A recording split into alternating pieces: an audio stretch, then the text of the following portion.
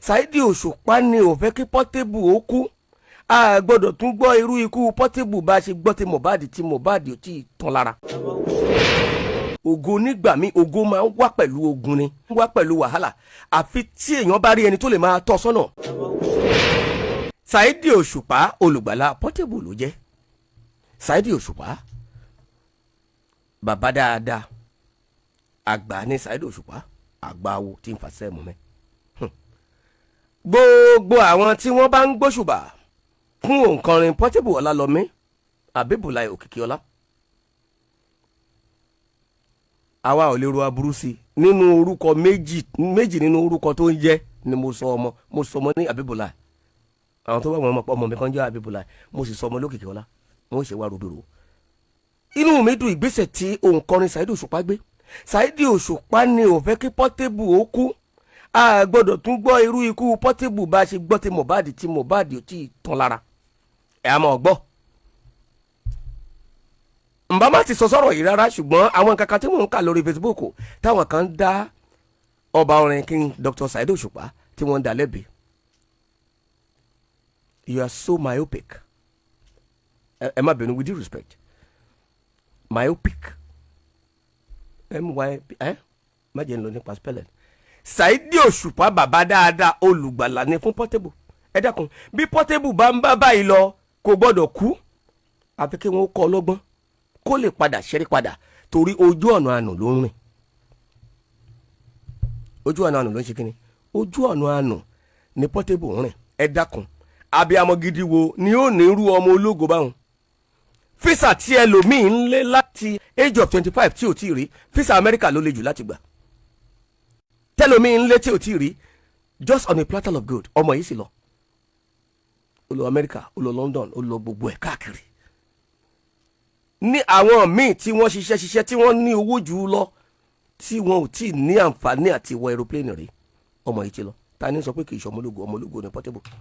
Ṣùgbọ́n ògo nígbà míì tí èèyàn bá mọ bá ti manage ẹ̀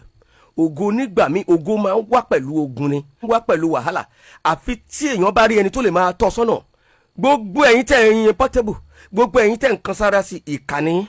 gbogbo ẹ̀yin babaláwo rẹ̀ mo sọ́rí gbogbo ẹ̀yin àfáà tó ń lò gbogbo ẹ̀yin wòlíì rẹ̀ ìkànnì ń tẹ́ jẹlẹ̀ ń wá ẹ̀ bá ọmọ náà sọ tí ń jẹ́ òótọ́ ọ̀rọ̀. Saheed Osupa ni Ọlọ́run bá fi ṣe olùràpadà ẹ̀mí fún Portable. Ṣé ọmọ yìí gbọ́dọ̀ máa bá báyìí lọ kí lẹ rò tí ó ṣẹlẹ̀?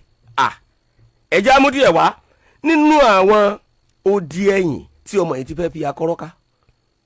Odi ẹ̀yìn lè ka obì ó lè ka kòkó ọjọ́ tí odi ẹ̀yìn bá gbìyànjú ọjọ́ tí akọ́rọ́ bá gbìyànjú àti ká odi ẹ̀yìn yóò fàyà. Akọ́rọ́ lè ka obì ó lè ka kòkó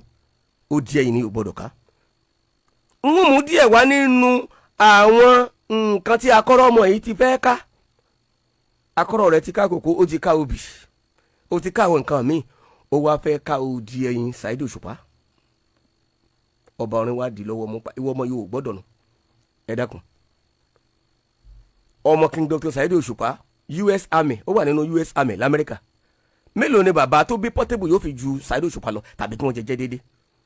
Èyí ni ọba orin wá wò pé ọmọ yìí ọmọ mi ni àfi ká kọlọ́gbọ̀n bọ́mọ ẹni bá ń hùwà tí ò da àgbà tí ò kẹhùn sọ̀rọ̀. Osupa mú Portable pé ọmọ mi ni ọ́ àgbà tí ò bá kẹhùn sọ̀rọ̀ kò sígbà tí ò ní kẹtàn sáré. Ẹ jẹ́ ká wo àkọ́kọ́ nínú àwọn ìwà tí ọmọ yìí ń hù tọmọ yín bá lè máa hu rẹ̀ kẹ́ ẹ fọwọ́ lẹ́rán. Àkọ́kọ́ ìyàwó ọba n ò fẹ́ dárúkọ ọba tó jẹ́ kó má dàbí àrífín. Ìyàwó ọba fúnra ara ọmọ yìí ló bọ́ síta lóhun tó jí àṣírí pé òun fẹ́ yàwó ọba ní ọba tó jẹ́ tí kì í ṣe ọba kékeré rárá His Imperial Majesty mi ní dárúkọ tí wọ́n ti ṣe kíni tí wọ́n ti wàjà. Ó fẹ́ yàwó ọba tó bá tiẹ̀ wá rí bẹ́ẹ̀ wípé ọba ti lọ ẹnìkan ní adìyẹ yìí kú kákẹ́yìn ẹ̀ dànù. Ṣerú èjì Portable ni ó wàá máa sọ wípé òun ti fẹ́ rú ìyàwó aláìlúwà bẹ́ẹ̀ rí. Ìyẹn wá kọ́ ó ní ìwọ lòun bá àwọn ará Ọ̀yọ́ tọ́jú ọmọ kábíyèsí wọn àrífín ńlá.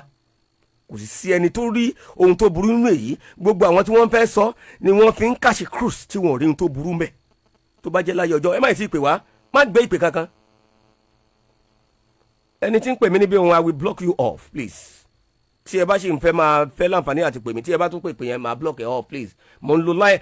line tẹ́ ń pè sí yẹn láti fi communicate please you are distracting me I wouldn't want that you are someone I respect I wouldn't want to block you once I block you you may not have access to me again please n ta n sọ ẹ̀kọ́ ni kẹ́kọ̀ọ́ mbẹ̀ you have distracted us now. ta ni ó ní irú ọmọ ológo báyìí tí ó fẹ́ kí aburú ó ṣẹlẹ̀ sí ó ń fi ìyàwó ọba ó fi ń kàṣì cruise pé ọba báyìí lọ ọba báyìí wàjà òun lòun ń bá wọn tọ́yàwó wọn àrífín ńlá fún gbogbo ìlú Ọ̀yọ́ kò sẹ́ni tó bá wí àwọn tó yẹ kó sọ̀rọ̀ wọn rí sọmọ ológo kò sẹ́ni tí ò lè kọsẹ̀ kò sẹ́ni tí ò lè ṣubú bọ́mọ kékeré bá ń rin ìrìn tí ò tó àfi kágbàlagbà ó ṣẹ́rí rẹ̀ padà gbogbo ohun tí ọmọ Ọlálọ́mí ń ṣe kò fẹ́ yé e mọ́ bí ọ̀gbẹ̀rí bá lọ sọ́dọ̀ àwọ̀ ni ó dàfà fún pé báyìí ló ṣe gbọ́dọ̀ rẹ̀ ìyẹn lọ bẹ́ẹ̀ ọmọ yìí tún tẹ̀síwájú ó tún fẹ́ẹ́ fi akọ́rọ́ ká òdi ẹ̀yìn míì ó gba pásọ̀ létí gbogbo wa lárí dípò ká panupọ̀ bí wọ́n ṣe ń bá ọmọ yìí wí tó ń kù nínú wàhálà kan ló ń bọ́ sínú kan ẹ wá ní kí wọ́n má kọ́ṣọ̀n rẹ̀ orúkọ lóró King Dr. Saheed Osupa ó ní olúfimọ́ ẹni ẹ rí i pé Portable yóò yí padà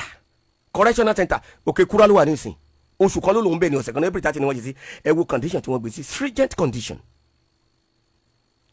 yóò wá mọ̀ wípé afẹ́fẹ́ tó ń fẹ́ òun ní òdógún kí ni wọ́n ń pè òun ó yàtọ̀ sí tí ó fẹ́ òun bẹ̀ bó ṣe lóun ṣe street tó àwọn tó ṣe street jùlọ yóò bá wọn pàdé lókè ìkúra ìgbà tí ìgbà mú bẹ́ẹ̀ nìkan bá gba létí tó bá fẹ́ gbèjà rẹ̀ ẹni bíi mẹ́wàá yóò bò ń bẹ̀ èèkánná tí wọ́n máa yín yóò mọ̀ mo ṣe conductor rẹ̀ wọ́n ti mímọ́ dentin police station ní kátódó yìgbò ńgbà mo ṣe conductor n ò lójú bí wákàtí mẹ́ta kẹ́gbọ́n mi kọ́ lọ́wọ́ Fọ̀rúnkẹ́ Alhaji Abdulateef Adégbóyèga wọ́n wá gba béèlì mi ń bẹ̀ mo yàyàn lé ìkànnà ni mo sì gèjè létí ńgbà wọn látọwọ́ àárọ̀ fọ́sọ̀ ìgbò tá kọ́kọ́ kó yábò ìgbò tá a ṣẹ́ńjì ló sì fàjà ó ń lọ bí ọwọ́ aago mẹ́rin wọ́n ti rìlíìsì mọ́tò àti kínní ẹ̀mí wà ń bẹ̀ kán tó wá béèlì mi mo mọ̀ bó ṣe rí. gbogbo wa ò sọ̀rọ̀ ńgbà tó lu pásítọ̀ tó lu òjíṣẹ́ Ọlọ́run àló ń káṣí cruise ni toró jẹ́ ọmọ ológo ó dà pásítọ̀ ṣọ́ọ̀ṣì yín tí ẹnìkan bá gbá pásítọ̀ ṣọ́ọ̀ṣì yín létí sẹ́yìn ọmọ ọ̀jọ́ ṣẹ́ ẹ̀ ò ní jà torí kì í ṣe àwa ló kàn torí kì í ṣe ìhà ọ̀dọ́ wa ló wà àárín nǹkan tí ọmọ yìí ń ṣe wípé street náà ni àárín nǹkan tí ọmọ yìí ń ṣe pé ọmọ ológo àárín nǹkan tí ọmọ yìí ń ṣe pé kí wọ́n má bògo ẹ̀jẹ̀ àárín nǹkan tó ń ṣe sí wípé bóyá kí wọ́n má jẹ lọ sí sórí ìgbà tó bá kú bíi Mohbad a ò pé padà sí àkíyèsí à ń tàn án jẹ bóyá torí ń tà ń rí gbà lóòótọ́ kò sẹ́ni tí ó fẹ́ já ọmọ ológo wálẹ̀ torí gbogbo àlàfẹ́ bí ọmọ ológo ṣùgbọ́n bí ọmọ ológo bá ń wọnú gbóòlò àfi ká pé ọmọ ológo sí àkíyèsí a clear conscience fears no accusation. Portable ń jẹ́ òkìkí ọlá mo sọ ọmọ olókìkí ọlá àwọn èèyàn ọmọ mi tó ń jẹ́ bẹ́ẹ̀ Abibulai ọmọ mi tó ń jẹ́ bẹ́ẹ̀ wà. ọmọ yìí tún tẹ̀síwájú àwọn ẹgbẹ́ rẹ̀ àkọ́kọ́ tèmi rí Portable ńgbà tí alukoro tẹ́lẹ̀ fún iléeṣẹ́ ọlọ́pàá ìpínlẹ̀ Ògùn CSP Abímbọ́lá Oyèyẹmí tí wọ́n wà PRO ni ó na ọ̀kan lára àwọn ẹlẹgbẹ́ rẹ̀ kí ló kọ́ léhùn manimọ́nì ó na ó fẹ́ ẹja sí hòhò èyí ń competition ó wá sí iléeṣẹ́ ọlọ́pàá lélẹ́wé náà àkókò ni mo láǹfààní àti rí face to face ẹ̀ẹ̀kan tí mo sì rí láyé nù mo tún sì lè rí o ṣùgbọ́n ẹ̀ẹ̀kan tí mo ti rí nù wọ́n fi ọ́ tí wọ́n bá tìyàn sínú ìgbẹ́ àfi kó máa tẹ́ra rẹ̀ sójú ọ̀nà ó bọ́ nínú eléyìí ohun torí àwọn èèkàn ìkàn tí wọ́n ń pè pé ọmọ kékeré ni ọmọ kékeré ni ọmọ kékeré ni lọ sí Amẹ́ríkà ó lọ sí London ọmọ kékeré ni ọmọ kékeré ẹ̀ mọ ìyàwó tó fẹ́ ọmọ kékeré ni ó ń kọ́lé pẹ̀tẹ́sì ń tágbàlagbà bí ò tí ì gbé ṣe ó ń gbé ṣe ẹ̀ mọ̀ pọ́nmọ ológo nu àwọn alájúlẹ̀ kọ́mọ ológo wọgbó King Dr. Saheed Osupa èyí tẹ́ ṣe yìí ẹni tí ò bá pàtẹ́wọ́ fún yín lórí ẹ̀ kì í ṣàbíyamọ gidi ọmọ yìí tún bọ́ ń bẹ̀ ó tún attack àwọn òṣìṣẹ́ Ogun State Government ẹ̀ mọ̀ pọ́rọ̀ rẹ̀ ti ẹ dákun kí ni Fanta ó dà fún yàn tí èèyàn máa lọ fi Fanta wẹ̀ lódò ẹ mọ̀ kó ti ń lọ síbi gángan wọ́n lè lo Fanta bẹ́ẹ̀ mo lọ sínú ìjọ Celestial rí wọ́n máa ń ṣébẹ̀ òní bí wọ́n ṣe ń ṣe wọ̀nyí wífẹ́ nìkan lójú táyé gbogbo ohun tí ayé bá ti mọ̀ sí kì í ṣèso re kí wọ́n á bọ́ sórí kíní nìsín kí wọ́n á máa jẹ àsìjẹ́ kí gbogbo àwọn èèyàn ó lè rí o mọ iye ojú tó ti fẹjú mọ́ kó tó àsìjẹ́ tó gbé kalẹ̀ gbogbo àwọn àsìjẹ́ tó ń ṣe lórí Facebook TikTok fún yín àsìjẹ́ tó gbé kalẹ̀ àwọn tí ó jẹ́ síkù ti jẹ́ síkù kí wọ́n tó jẹ́ ó wá gbé ìjàpá dání láwọn nǹkan tí ìyá mi ti ṣe fún mi nígbà tí mo ti wà ní poli gbé ìjàpá dání àgbórákòrò ní ti ìjàpá ṣé bẹ́ẹ̀ náà ni wọ́n yìí fi igbá ẹ̀yìn ìjàpá ṣe nǹkan ìjàpá dàgbàdògbò ni wọ́n ń fi igbá ẹ̀yìn rẹ̀ jóògùn àwọn babaláwo náà wọ́n fi ń káṣí cruise àwọn wá kọ́sítọ́mà wọ́n sì ń ti ọmọ ọlọ́mọ sínú ewu ó gbé ìjàpá dání ó fi gbínlé kí ni eléyìí túmọ̀ sí ní ìjàpá tó ṣe pé tá a bá gbé ilẹ̀ tá a fi olóde láàrin wákàtí kan ẹ̀ sí ìjàpá òun ẹ̀ lè bá ń bẹ̀ mọ́ ó ti lọ èyí lè wá fi ń káṣí cruise kí wọ́n lè sọ pé ẹ̀yin ni babaláwo tó ń ṣiṣẹ́ fún Portable kérò ò lè máa wọ́ lọ́dọ̀ yín bá sọ òótọ́ ọ̀rọ̀ gbogbo tá a bá ti gbé sí gbangba ojú gbogbo ti rí ó ti kú láṣìírí.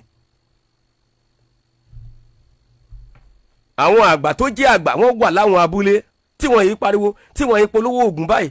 wá ṣe nǹkan báyìí lórí rédíò èmi wà fẹ́ ṣoògùn èmi wà lọ sọ́dọ̀ àwọn tí wọ́n ń polówó lórí rédíò pé wá ṣe nǹkan báyìí wá ṣe nǹkan báyìí. àwọn nǹkan tó jẹ́ ìjìnlẹ̀ ọ̀dọ̀ àwọn àgbà ló wà lábúlé ọ̀dọ̀ àwọn àgbà ló wà lóko ẹni bá ní kì í fẹ́ kí wọ́n mọ̀ pé òun ni ẹnìkan wà ní oògùn tí wọ́n lè fi pààyàn ó wà máa sọ pé nǹkan báyìí wà nǹkan báyìí ìjọ tẹ́nìkan bá kú lágbolé bóun ni wọ́n ṣe ní fura mọ̀ pé òun ni Kọ́láwọlé Àjàlá máa bá mi gé gbogbo rẹ̀ sọ́tọ̀ọ̀tọ̀ ọmọ yìí tún wá bọ́ nínú eléyìí ó tún bú ilé Olúyọ̀lé Ìbàdàn ó ní wọn ò ní POP Saheed Òṣùpá ọmọ Ìbàdàn ni Tai Currency ọmọ Ìbàdàn ni báàmì Agbájélọlá Sàlámì late Dr. Sikiru Ayinde ọmọ Ìbàdàn ni wọn àwọn Ìbàdàn faraya dò ní ọmọ táwí ò tọrọ àforíjì ṣé wọ́n lè bú Ẹ̀gbá bẹ́ẹ̀ kára ó má ta ni ó bú Ìbàdàn lólúyọ̀lé ìlú tí gbogbo èèyàn gbà pé ìlú Ògúnmọ́lá ìlú Ìbíkúnlé ọmọ kan tí ẹnu àwọn òbí rẹ̀ ò gbà àti sọ̀rọ̀ sílé Olúyọ̀lé Ìbàdàn ní ìlú tó ní ọba bí wọ́n ṣe sọ tó sọmọ ìjáde wa tọrọ àforíjì èèyàn mélòó lẹmọ̀ tí ń gbé ṣépè lójúmọ́ ẹ jẹ́ ń wá sọ kankan èpè tá a bá gbé níṣẹ́ lórí òótọ́ a máa jà ni mò ń sọ gbangba wálé yìí wọ́n gbé ọ ṣépè olóhùn wẹ̀ dànù kí ló ń wẹ̀ àfi bó o bá ṣe ohun tí wọ́n torí rẹ̀ ṣépè ó bóde ní ìlú àwọn kan ló ń káṣe cruise ni ó ṣe ṣe kó jẹ́ àti gba òun ni Dr. Saheed Òṣùpá ti pé àfi ká pé ọmọ yìí padà ọmọ yìí ò gbọ́dọ̀ nu bí Dr. Saheed Òṣùpá náà bímọ tiẹ̀ tó wà lamẹ́ríkà nínú US Army ni àbí kí ni Dr. Saheed Òṣùpá bíbélì sì sọ ó ní kí ẹ má ṣe dá sí wèrè lóhùn abẹ́ẹ̀kọ́ kí wèrè má bàa di púpọ̀ àbí bá mi mọ ẹsẹ̀ wọn ṣùgbọ́n bíbélì náà tún sọ nínú ìwé ìwé ó ní kéyìn kí ó dá sí wèrè lóhùn kí òun kí ó má bàa rò pé òun gbọ́ lójú ara òun kí ni Portable sí Dr. Saheed Òṣùpá àfi kí wọ́n kọ́ ọmọ yìí lọ́gbọ́n pé àwọn kan ni wọ́n pẹ̀lú tọ́ ọmọ tàwọn sẹ́nà tó fi ń lọ lójú ọ̀nà ológo lọmọ yìí náà bí ọmọ tàwọn ṣe jẹ́ ológo kí láà fi kọ́ tọ́ ọmọ yìí sọ́nà ṣé Dr. Saheed Òṣùpá ní kí wọ́n lọ lù ní. n tó lè mú ká bá Dr. Saheed Òṣùpá wí ni wípé tó wáyé pé àwọn náà lo street fún o béèrè tán street orientation wo ni ọmọlálọmí ni tí àwọn Saheed Òṣùpá ò lò ní Ajégúnlẹ̀ tí pàṣẹ ń lo tiẹ̀ ní Mùṣín Saheed Òṣùpá ń lo tiẹ̀ ní Ajégúnlẹ̀ lọ́hùn Dr. Sefiu Alao with due respect ṣe gbọ́ pé kò ní street orientation ni ó tẹran rí mìíràn mọ́ ó ní mò ń sọ gbọ́ ó ta ẹran rí ẹran mìíràn mọ́ ìyẹn Dr. Saheed Òṣùpá wò pé ológun lọmọ yìí kò gbọdọ̀ wọgbọ́ gbogbo ayé jẹ́ ń tàn jẹ torí mo rẹ́nìkan lórí Facebook àwọn ọmọ akọ̀dẹ́ntì àwọn ọmọ ṣe fẹ́ràn ẹ̀ ikú sì ní pa Portable Elédùà yóò dá padà sójú ọ̀nà tá a fẹ́ kó wa lẹ́yìn eléyìí ó bú Tai Currency náà èyí ń wò dá lóhùn ó láwọn ni oníjàpá ló ń sìn ó ní kò fún un lówó sì fẹ́ kó ń wá sí ṣó ó ló fẹ́ tọ̀hún lọ. èèyàn wá jí orin King Dr. Saheed Òṣùpá ní nǹkan tí sọ́ọ̀rì ilé yanjú rẹ̀ bàbá gbàtà bá kọrin oríta la tó fẹ́ kọ bàbá mi tí Dr. Saheed Òṣùpá tó lè sọ pé ókè ẹ má rìpọ́tù àkáǹtì ẹ̀ ọmọ wa bàbá mi bo lẹ fẹ́ tì mí sí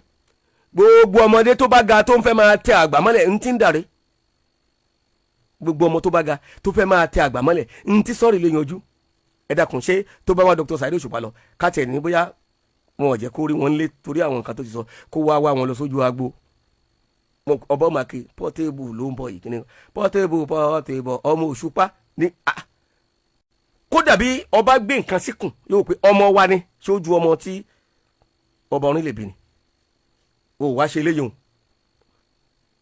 o fi ẹni tó tó ẹgbẹ́ bàbá rẹ àwọn ọ̀rọ̀ tó sọ èmi náà ò lè gbà ẹnìkan gbé kíní kan síkùn ẹnìkan ṣe kíní kan gbogbo ọmọdé tó bá ti ń fẹ́ mọ ìpìlẹ̀ àgbà kò ní gúnlẹ̀ sí bùtìrì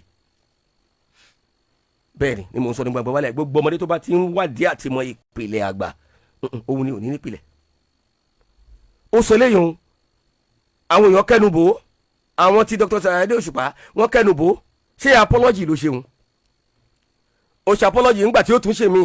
ẹ wo ògo kínní kan ni wọ́n ṣe ń ṣe kínní kan kò ṣe olórin òṣèṣe máa búra wọn níbo síbo.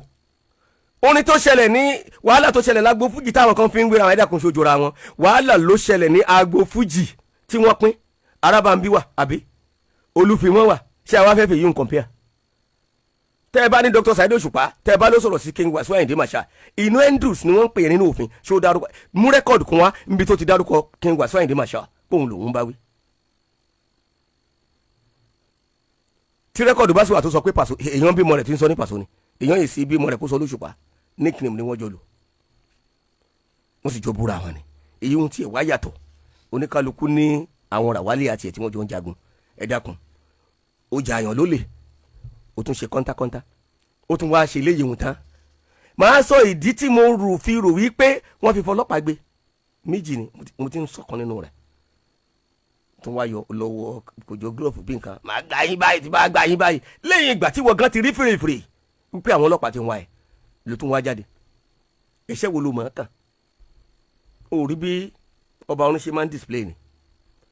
èyí tí mò ń sọ yìí kì í ṣe láti mú orí wú ọba orin ṣùgbọ́n mò ń sọ reality a clear conscience fears no accusation it is better to be hated for what you are than to be loved for what you are not.